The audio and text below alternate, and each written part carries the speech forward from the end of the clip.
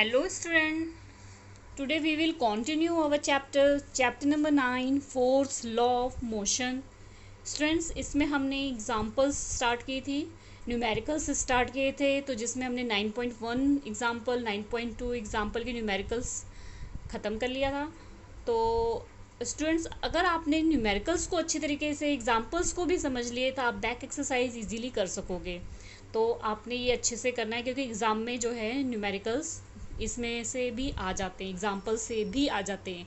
ठीक है, बस आपको कुल मिला के फॉर्मूले पता होना चाहिए, कॉन्सेप्ट क्लियर होना चाहिए, बाकी न्यूमेरिकल कहीं से भी किसी भी तरीके से बना के आ सकते हैं। तो हम स्टार्ट करते हैं आज example 9.3। A motor car is moving with A velocity of 108 kilometre per hours. एक मोटर कार है, वो मूव कर रही है, ठीक है, उसकी वेलोसिटी जो है 8 किलोमीटर पर आवर्स है, and it takes 4 second to stop after the brake are apply. जब उसमें ब्रेक लगाई गई तो 4 सेकेंड के बाद वो क्या हो गई, रुक गई। Calculate the force extracted by the breaks on the motor car if its mass along with the passenger is 1000 kg। यहाँ पे आपको पैसेंजर का मास दिया हुआ है, ठीक है, 1000 kg। ठीक है, अब आपको कैलकुलेट करना है इसमें कैलकुलेट करना है आपको फोर्स जब आपको ब्रेक अप्लाई किया गया। ठीक है, तो आपको ये बताना है, कैलकुलेट करना है आपको यहाँ पर, calculate the force extracted by the brakes. आपको वो फोर्स कैलकुलेट करना है जब ब्रेक अप्लाई किया गया था। ठीक है, और जो मोटर कार है उसका मास जो है पैसेंजर के साथ 1000 kg दिया हुआ है। तो हम स्टार्ट करते हैं इसका सोल्यूशन। सबसे पहले the initial velocity of the motor car means पहले जो उसकी वेलोसिटी थी 108 किलोमीटर थी।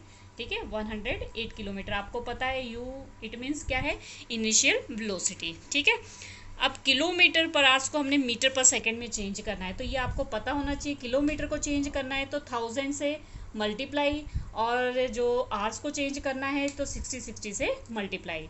तो उसके बाद जब आप इसकी कैलकुलेशन निकालोगे, आपको कैलकुलेशन अगर प्रॉब्लम आई तो पूछ लेना, अदरवाइज बहुत ईजी है, आप कैलकुलेट कर लोगे। तो इसका आ जाएगा 30 मीटर पर सेकेंड। ठीक है, and final velocity of the motor car. अब फाइनल वेलोसिटी तो हमें गिवन ही नहीं है, उन्होंने कहा ब्रेक अप्लाई किया, उसके बाद इतने सेकंड के बाद जो है वो रुकी, तो वो तो हमें पता नहीं है, तो हमने उसको क्या ले लिया, उसको हमने ले लिया v is equal to 0 metre पर सेकेंड।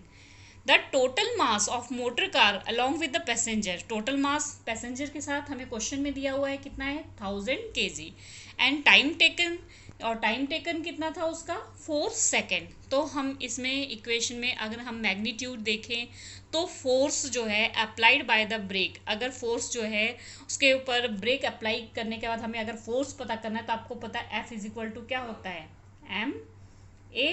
ठीक है, अब यहाँ पर ये चीज़ मैंने आपको बता रखी है कि ma मीन्स एक्सेलरेशन, एक्सेलरेशन का फॉर्मूला क्या होता है, v minus you upon T. ठीक है, तो यही चीज़ आपकी यहाँ पर दी हुई है। ठीक है, नेक्स्ट अब हम इसमें क्या करेंगे, सब्स्टिट्यूट करेंगे वैल्यू को, जो भी हमारे पास वैल्यू उसको सब्स्टिट्यूट करेंगे।